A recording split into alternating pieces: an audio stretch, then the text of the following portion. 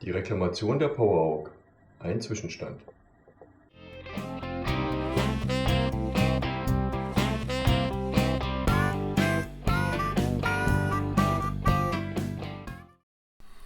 Die Kontaktaufnahme mit dem Verkäufer gestaltete sich sehr einfach.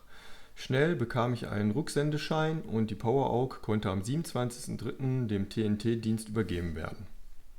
Bei T&T kam es dann direkt am Folgetag zu einer Verzögerung in der Weiterleitung. Was diese Verzögerung auslöste, ist bis heute unbekannt.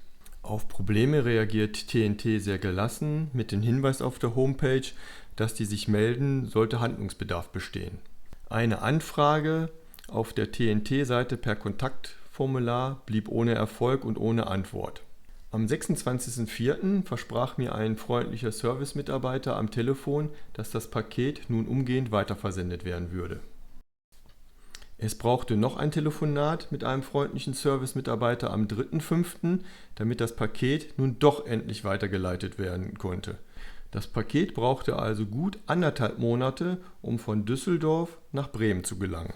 Umso erfreuter war ich, dass ich schon nach einer Woche die reparierte PowerAug wieder in meinen Händen halten konnte. Leider stellte ich bei dem ersten Test nach dem Auspacken fest, dass die PowerAug nun einen anderen Fehler hat.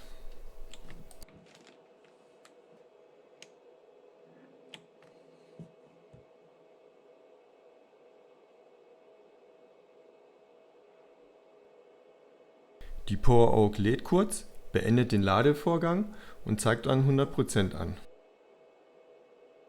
Dieses kann man beliebig oft wiederholen, ohne dass das Ergebnis sich ändert. Nach einer kurzen Rücksprache mit dem Verkäufer habe ich die PowerAug wieder versendet. Diesmal hat sie für den Weg von Düsseldorf nach Bremen nur 2 Tage gebraucht. Ich bin gespannt, wann und in welchem Zustand ich die PowerAug zurückgeschickt bekomme.